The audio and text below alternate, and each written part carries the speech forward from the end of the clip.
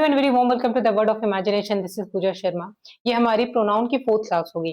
Pronoun की ये recorded class है। इसके सिवा हमारी लाइव क्लासेस भी चल रही हैं। 3 लाइव क्लासेस हो चुके हैं और 3 ऑलमोस्ट रिकॉर्डेड क्लासेस भी ऑलरेडी अवेलेबल है। ये 4th क्लास है। Before starting it let me tell you, ये रिकॉर्डेड क्लासेस उनके लिए हैं जिनको जो ऑलरेडी पढ़ चुके हैं, जिन्हें लगता है चीजें इजी हैं या फिर कुछ पर्टिकुलर एरिया में दिक्कत हो रही है। सिर्फ जिन्हें जिस एरिया में दिक्कत हो रही है दे can be directly jump into that और वहां से वो एरिया को देख सकते हैं। और अगर जिन्हें पूरी देखनी है, they who wants to join live classes, they can be go and join them. यहाँ पर हमारी जो क्लासेस वो नियर अबाउट 12 के आसपास चलेगी। 12 से थोड़ा लेट हो जा रहा है क्योंकि खुद सब कुछ मैनेज करने में it is little bit difficult for me to manage each and everything myself, because कभी बहुत सारे टेक्निकल इश्यूज हो जा रहे हैं। तो एटलीस्ट नियर अबाउट 12 से 12:30 के करीब हमारी क्लासेस स्टार्ट होंगी, दैट इज लाइव क्लासेस। इसके सिवा हमारी जो क्लासेस चल रही हैं वो है हमारी रिकॉर्डेड क्लासेस, जिसमें हम ये सारी चीजें अवेलेबल करा रहे हैं इसमें। हाँ, तो ये हमारा हो गया बैकग्राउंड। अब हम आ जाते हैं प्रोनाउन में, कहाँ तक हम लोगों ने चीजें कवर कर ली है। प्रोनाउन का जो सबसे पहला सेक्शन हम लोगों ने पढ़ा था, let me show you a chart. 95 पे आना है, इज द चार्ट। इतनी सारी चीजें हम लोगों ने कवर कर ली हैं और डायरेक्टली चार्ट कहाँ गया, ये रहा हमारा चार्ट। आज प्रोबेबली मैं आज सारी लाइव क्लासेस, आज या कल तक में सारी लाइव क्लासेस चली जाएंगी। सॉरी, सारी रिकॉर्डेड क्लासेस कल तक की प्रोनाउन की अवेलेबल होंगी। अभी हम बात कर रहे थे प्रोनाउन की। तो प्रोनाउन में हम लोगों ने शुरुआत की थी कि what is pronoun. Pronoun is used to avoid the repetition of noun. तो नाउन के रिपीटिशन को कम करने के लिए हम प्रोनाउन यूज करते हैं। वेट अ मिनट, कैमरे में थोड़ा इशू है।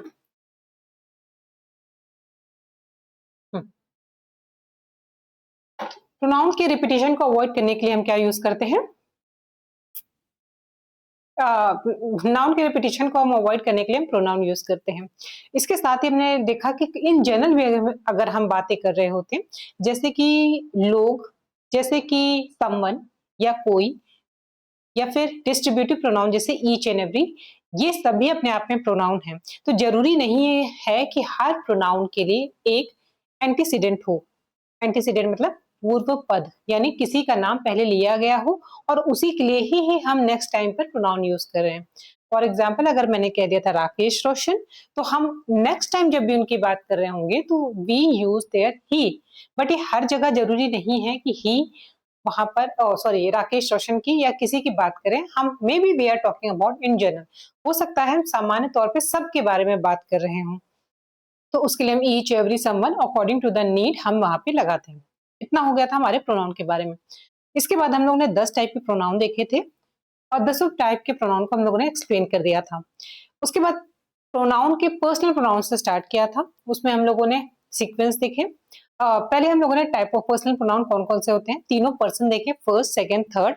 फिर उसके किस किस जगह पर क्या सिचुएशंस बनेंगी कि हम उसके सीक्वेंस को चेंज करेंगे।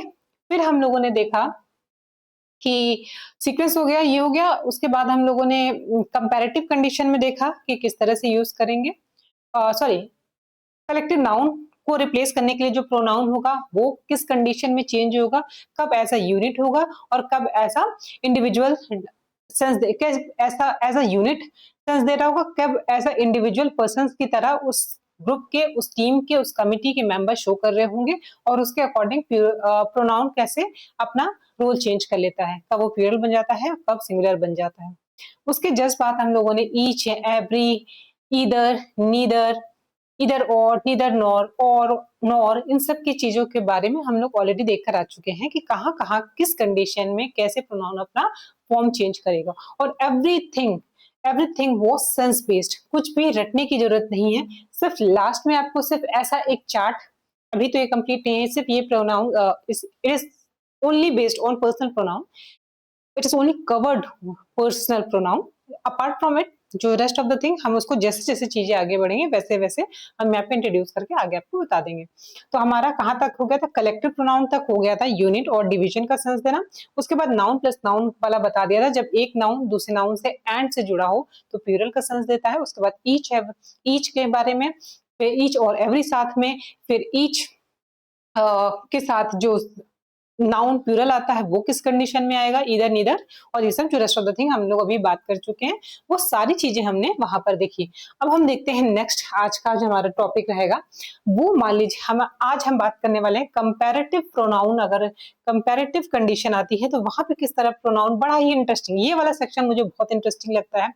एंड इसके साथ ही लेट मी टेल यू, ये स्पोकन पर्पज से बहुत इंपॉर्टेंट है, तो ये थोड़ा इंटरेस्टिंग भी है, स्पोकन पर्पज से इंपॉर्टेंट भी है, तो इसलिए इसको हम वहां भी ऐड करेंगे जब हमारी स्पोकन की क्लास चल रही होगी। I love the language, I love those areas of language और grammar which is based on expression. So directly I am jumping to the 95 page. Okay, summary. When or not, no, this is not our target. We need to jump on our topic. ये रहा हमारा, देखिए after then और एस, हाँ ये pronoun used can be nominative, I, he, she, we, they, और object me, him और एज द। ये बहुत इंटरेस्टिंग है। देखिए ये कह रहा है कि कभी कभी ऐसी कंडीशन आती है जब हम देन और एज और देन किस लिए, अगर आपने एडजेक्टिव पढ़ा होगा किसी ने भी, इसका पहली बार नहीं है, जिसने भी पढ़ा होगा, एन और देन और एज को हम कंपैरिजन के लिए दो लोगों के बीच में या दो से ज्यादा लोगों के बीच में कंपैरिजन को शो करने के लिए करते हैं। तो आप यहाँ देख रहे हो कि किस कंडीशन में प्रोनाउन अपना फॉर्म चेंज कर लेगा। जब देन और एज का यूज हुआ हो तो कब हम नॉमिनेटिव के बारे में हम लोगों ने बात कर ली है। पर्सनल प्रोनाउन का सबसे पहले यही किया था, पर्सनल प्रोनाउन में nominative case, objective case and possessive pronoun, ये सब चीजें हम लोगों ने वहां की थी। तो जब नॉमिनेटिव यानी आई, ही, शी, वी, दे, ये सब किस कंडीशन में लगेगा, जब कंपैरिजन कर रहे होंगे। At the same time objective form कब लगेगा, जैसे कि मी, हिम, हर, अस और देम। देखिए ये कंप्लीटली सेंस बेस्ड होता है, जैसे कि ये अपना सेंस के बेस पे चीजें चेंज करेगा। यहाँ पर आप पहले ये समझिए, उसके बाद सेंस बेस्ड वाला समझते हैं। He is taller than I, यहाँ पे हिडन वर्ड, यहाँ पे हिडन वर्ब क्या होता है पहले ये समझिए। जैसे अगर मैं आपसे कंपैरिजन कहूं कि दो लोग हैं, एक इंसान है, एक सपोज आप है और ये मैं हूं, ठीक है। इसमें कह रहा है he is taller than I, तो ये मतलब ही, यू मतलब सपोज यू, या चलिए कोई भी बंदा है यहाँ पे, ही, ये एक ही नाम का नहीं, ही जिसके लिए यूज किया गया ये मेल है, दैट्स वाई यहाँ पे हम लोगों ने क्या प्रोनाउन यूज किया, he is taller than I am, ये मुझसे बड़ा है। तो यहाँ पर क्या हिडन वर्ब क्या है, एम। लेकिन I not need to repeat the same thing again and again. Language की ब्यूटिफिकेशन यही होता है कि हम रिपीटिशन को बहुत ज्यादा अवॉइड करने की कोशिश करते हैं in order to make the language more beautiful. तो यहाँ पर है एम लगाने की जरूरत नहीं है। अगर मैंने कह दिया he is taller than I, that's mean कि वो मुझसे लंबा है। तो यहाँ पे इसी एम को, इसी हिडन वर्ब को हटाने के लिए हम क्या यहाँ पे यूज करेंगे आई, लेकिन वो किस फॉर्म में होगा, नॉमिनेटिव फॉर्म में। गॉट दिस पॉइंट और नॉट? अगर इस पॉइंट में कुछ भी कंफ्यूजन हो तो ask me, I will explain letter. तो हम इस चीज को दोबारा से एक्सप्लेन कर देंगे, but I am guaranteed you after this exam, मतलब in the next example you understand this concept clearly. अगर फिर भी आपको इसमें कोई भी दिक्कत होती है तो मुझे बताइएगा। She is better than I do, देखो शी इज बेटर, अब दो लोग हैं कुछ काम को करे, सपोज आप एक सफाई कर रहा है, दो लोग सफाई कर रहे हैं, लेकिन मैं आपको एग्जांपल देती हूँ चुपके चुपके का। कहता नहीं है कि जूता साफ करता है तो कहता है कि बड़े महंगे जूते हैं, तुम साफ करो वरना गंदा हो जाएगा, मतलब फट जाएंगे, ऐसे करके। नहीं जूते पॉलिश करने होते तो कहता है कि मैं ज्यादा इसको सिखाने को समथिंग कुछ ऐसा करके सीने में रिकॉल नहीं कर पा रही हूँ, और फाइनली वो कपड़े देता है, कहता है मुझे कपड़े देता है, यस रिमेम्बर। कहता है कि कपड़े प्रेस करने को कहता है तो कहता है ये नहीं कर पाते, ऐसा कुछ होता तो कहता है ठीक है तुम करो, जाओ सीखो। और जब दूसरी बार उसको कंडीशन देता है कि जूते के लिए कहता है कि मुझे बहुत अच्छे से आता है, इसको नहीं आता, इसको सीखने दो, तो कहता है नहीं ये महंगे है, समथिंग ऐसे करके कुछ है, तुम करो। तो इस तरह की कंडीशन आती है। मान लीजिए दो लोग ऐसे हैं, she is better than I do, तो वही वाला याद करेगी, वो ज्यादा अच्छे से कर सकती है जितने अच्छे से मैं नहीं कर सकती। आई डू में डू लगाने की जरूरत नहीं है, ये हिडन वर्ड है और इसकी जगह पे हम यहाँ पे प्रोनाउन कौन सा लगाएंगे, आई लगाएंगे। तो यहाँ पे आप ये नहीं कह सकते she sings better than I, she sings better than I do है, अच्छा हाँ, she sings better than I better than me, extremely sorry, ये नहीं कह सकते हो कि she sings better than me, यहाँ पे हम आई लगाएंगे क्योंकि आई डू वर्ड यहाँ पे हिडन है। ये एक सिंग क्या है, एक तरह का काम है, एक तरह का एक्शन है, एक तरह का वर्ब है, इसलिए यहाँ पे कंपैरिजन तो दो वर्ब के बीच में ही होगा। लेकिन अगर हमें इस वर्ब को लगाने की जरूरत नहीं है, रिपीट करने की जरूरत नहीं है, तो हम यहाँ पर आई लगाकर अपना सेंटेंस कंप्लीट कर देंगे। इसके बाद आप देखिए यहाँ पे, मैं उस सीन को फिर से देख के आपको अच्छे से क्लियर से बताऊंगी नेक्स्ट टाइम पे। ये क्या आ गया, वापस से ये आ गया, माय गॉड, ये तो ब्लंडर हो गया, मुझे लगा मैंने सारा इसमें ट्रांसफर कर दिया है, तभी मैं सोचू इसमें कितना इश्यू क्यों है।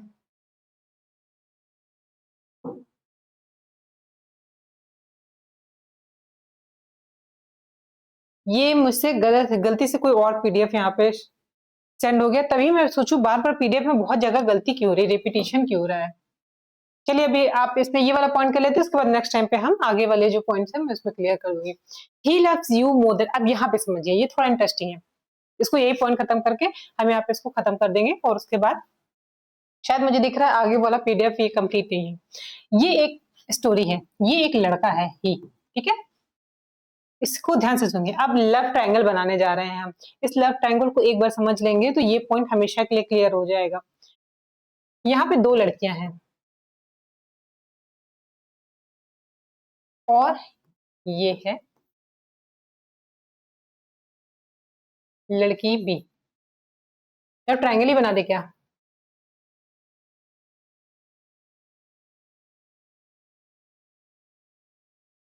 रब इट, ये है लड़की बी।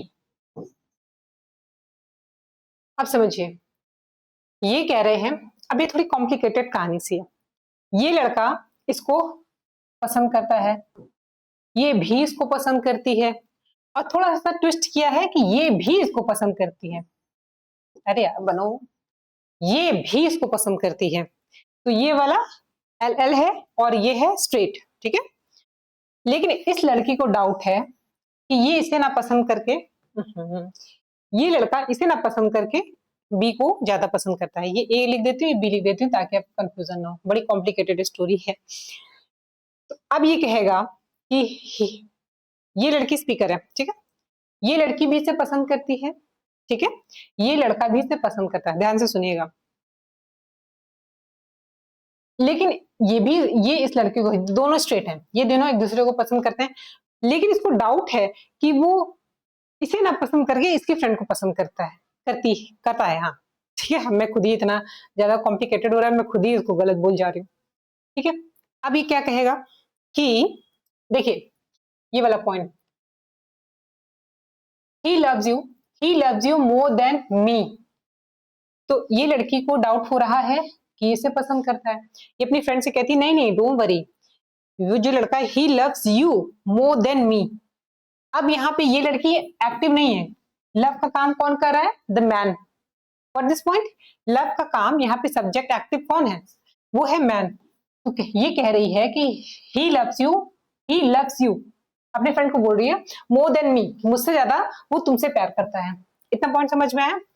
तो यहाँ पे ऐसी कंडीशन होगी ही लव्स यू मोर देन मी। अब यहाँ पे बी इनएक्टिव है, इसलिए ये ऑब्जेक्टिव केस हो गई ना कि सब्जेक्टिव, इस वजह से हमने यहाँ पे कौन सा प्रोनाउन लगाया, मी लगाया।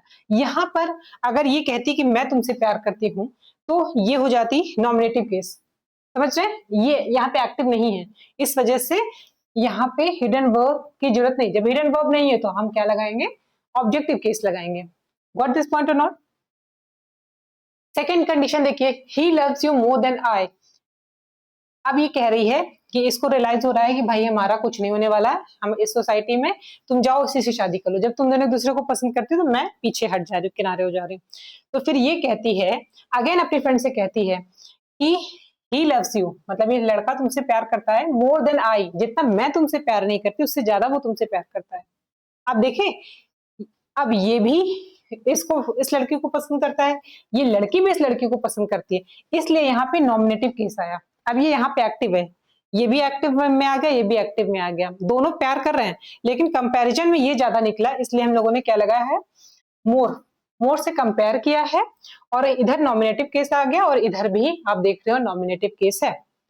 ये कहानी किस्सा आपको समझ में आया कि नहीं बताइएगा। ये होगा कंपैरिजन। तो जब होगा ही लव्स यू मोर देन, अब देखिए दोनों का सेंस चेंज हो गया। ही लव्स यू मोर देन मी, वो तुमसे प्यार करता है मुझसे ज्यादा, मतलब वो जितना मुझे प्यार करता है उससे कहीं ज्यादा तुमसे प्यार करता है। यहाँ का सेंस ये निकला, इसलिए यहाँ पे मी लगा हुआ है। अकॉर्डिंग टू द सेंस देख रहे हैं कैसे चीजें चेंज हुई। और दोबारा कह रहा है he loves you more than I, और वो तुमसे इतना प्यार करता है जितना मैं भी नहीं करती। तो यहाँ पर कौन सी कंडीशन आ जाएगी, ये वाली लग जाएगी, he loves you more than I love you. इसका एग्जांपल है he loves you more than I love you. देखिए आई लव यू, ये पॉइंट को और इसके पॉइंट को कंपेयर करना था, लेकिन दो बार लिखने की जगह हमने सिर्फ अगर नॉमिनेटिव केस आई लिख दिया, इसका मतलब अपने आप कंप्लीट हो गया कि ये तुमसे ज्यादा प्यार करता है जितना मैं भी नहीं करती। इस चीज का कंपैरिजन है, ठीक है। Ravi work as hard as he, hidden verb क्या है इसमें, does. Ravi work sorry extreme sorry Ravi works as hard as he. जिस यहाँ पे दो लोगों का कंपैरिजन किया, एक कोई ही ना, ही मतलब एक किसी लड़के के लिए ही यूज किया गया है, और Ravi works as hard as he, जितना ये काम करता है एज ही वर्क, ठीक है, एज ही वर्क, इतना लगाने की जगह हम इसको हिडन कर देंगे। और जैसे ही हमने यहाँ पे ही लगाया, नॉमिनेटिव केस लगाया, ही इज नॉमिनेटिव केस, जैसे हमने नॉमिनेटिव केस लगाया इस दोनों के बीच के कंपैरिजन क्लियर हो गया, यहाँ वर्ड का अवॉइडेंस भी हो गया, और यहाँ पे नॉमिनेटिव केस आ गया। तो होप सो ये पूरा पॉइंट आपको समझ में आ गया हो। अगर नहीं समझ में हो तो लेट मी नो, हम इसको और अच्छे तरीके से समझाने की कोशिश करेंगे।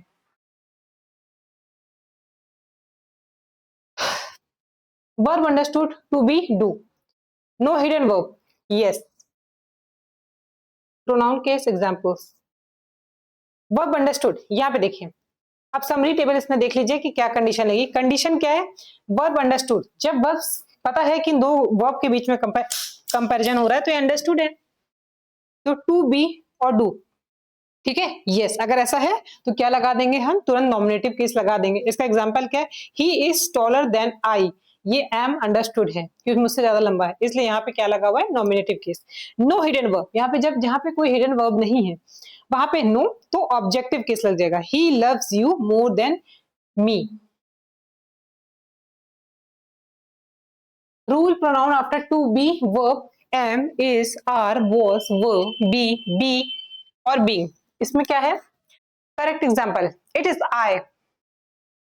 देखिए to be form of verb, जब वर्ब पढ़ रहे होंगे, जिसने पढ़ा होगा वर्ब की टू बी फॉर्म उसको पता होगा टू बी फॉर्म क्या है। अगर नहीं पता तो एक वर्ब की बी फॉर्म होती है, बी फॉर्म में ये सब आता है, इज, एम, आर, जो कंटिन्यूअसली, अगर वर्ब के आप लोगों ने वो पार्ट पढ़े होंगे, वर्ब का कॉन्टिन्यूअस, इंडिफिनिट कॉन्टिन्यूअस जो एरिया होता है, पार्ट होता है, उसमें आप देखते हो क्या लगाते हो, अगर कोई प्रेजेंट टाइम में कोई काम चल रहा हो तो आई के साथ एम लगा देते हो, ही शी के साथ इज लगा देते हो, अगर प्लूरल हुआ तो आर लगा देते हो, अगर पास्ट में कोई चीज कॉन्टिन्यूअस हुई तो वॉज, वर लगा देते हो, बी, बीन, ये according to the situation change होता है, ये आप पैसिव में भी यूज करते हो, ये हैव बीन के साथ भी लग जाता है। इस तरह बहुत सारी कंडीशन है, ये हम वर्ब में डिस्कस करेंगे। तो ये पूरा क्या है, बी पार्ट ऑफ वर्ब है।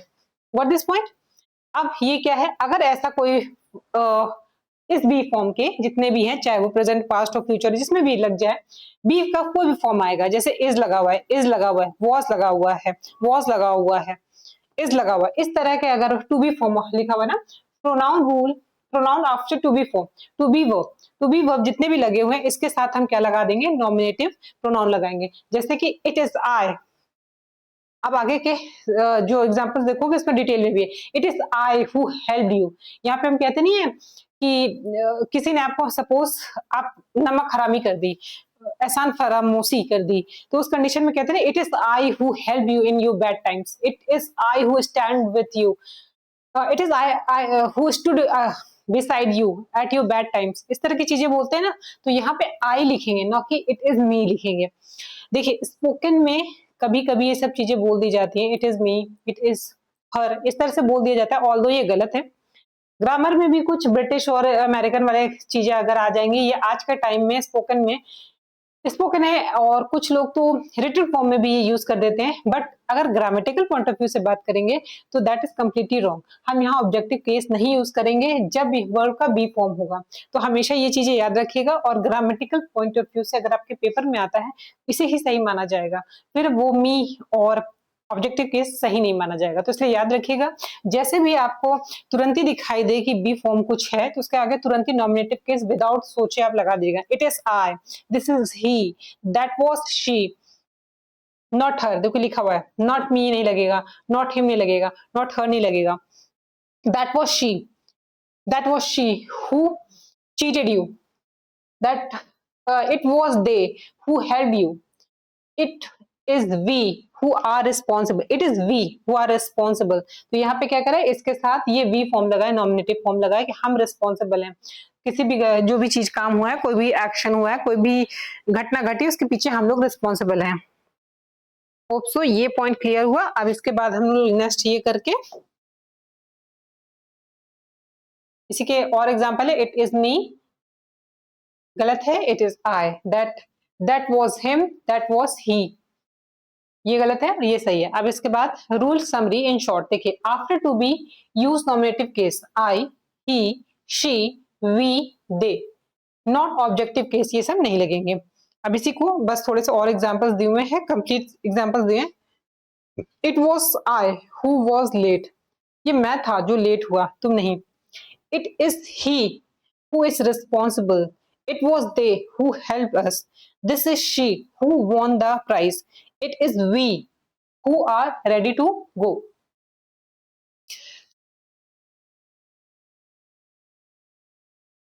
अब यहाँ पे स्पोकन वाले लोगों ने जो पूछा था कि कैसे प्रैक्टिस करनी है, लेट मी गिव यू अ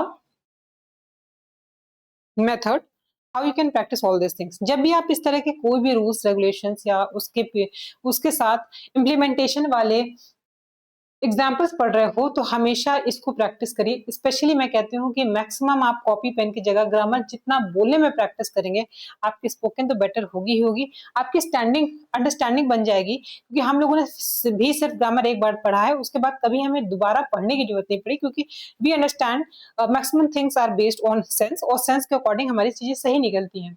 वही सारी चीजें आपको भी करनी है कि, और ये हुई भी इसीलिए क्योंकि there was a time when we are studied in this way कि इस तरह से सीक्वेंस में ये क्यों लगा है, कैसे लगा है, हम अगर यहाँ पे होते क्यों लगा, तो हम ये रूल क्यों रखते हैं, या इस तरह से सेंटेंस का स्ट्रक्चर क्यों बनाते हैं। अगर आप इस पॉइंट ऑफ व्यू से समझोगे तो ग्रामर आपके लिए बाएं हाथ का खेल है, पहली चीज।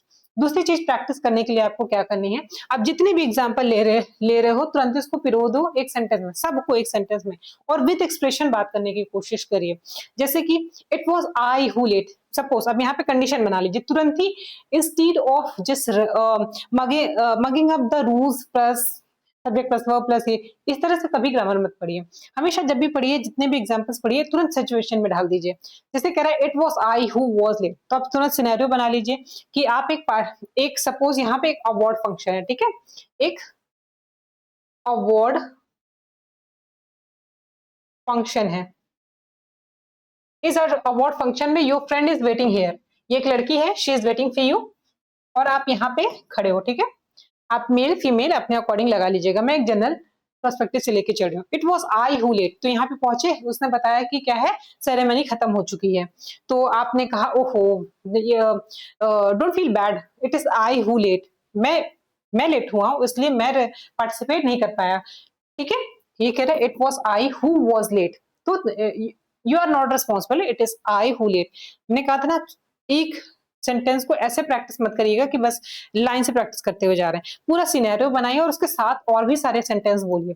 तो अगर feel, just imagine that she is feeling bad कि आप अवार्ड फंक्शन में नहीं आ पाए, आपने नहीं देख पाए, तो आप तुरंत बोलोगे it is I who late, not you, you are not responsible, don't feel sad. इस तरह से आपको बोल के प्रैक्टिस करनी है, ठीक है।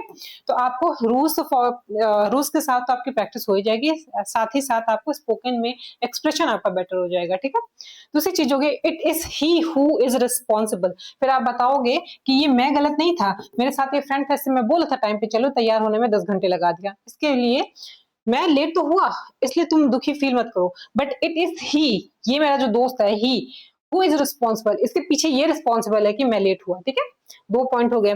फिर it is they who help अस, फिर उसके बाद तुरंत ही आप बताओगे कि यहाँ गाड़ी फंस गई थी हमारी, यहाँ एक तो पहले तो तैयार होने में देर लगा दिया, फिर हमारी गाड़ी ट्रैफिक में फंस गई, फिर हमने कुछ लोगों से मदद मांगी जो जो आपके साथ आए हुए, सपोज यहाँ पे कई लोग और खड़े हुए हैं जो आपके साथ आए हुए हैं अवार्ड फंक्शन में, तो आप बताओगे कि जब हमारी गाड़ी फंस गई थी, ये सिनेरियो अपने दिमाग में रखिएगा, हमेशा इमेजिनेशन में बहुत सारी चीजें रखिए, that helps you a lot to understand the language. Language समझने के लिए जितना हो सके आप सिचुएशन बेस्ड चीजों के साथ उसको प्रैक्टिस करिए। तो अब यहाँ पे देखिए गाड़ी आपकी फंसी और कई लोगों ने मदद की, ट्रैफिक हटाया और आपको निकलने में मदद की, तो फिर आप और आपके साथ भी पहुंचे, तो आप बताओगे it it was they who help अस, ये वही लोग थे जिन्होंने अवार्ड फंक्शन में बैठे हुए कहीं पे, it was they who help अस, जो जिन्होंने हमारी मदद की कि हम यहाँ पे पहुंच सके। फिर दिस इज शी हु, फिर ये सब ये आपने बता दिया, आप थोड़ी देर बैठे बात किए, अब ये बताएगी कि आपकी फ्रेंड से मिलाएगी, ये भी एक लड़की है तो कहेगी this is she who wons the prize, तो ये बताएगी this is she who wons the prize.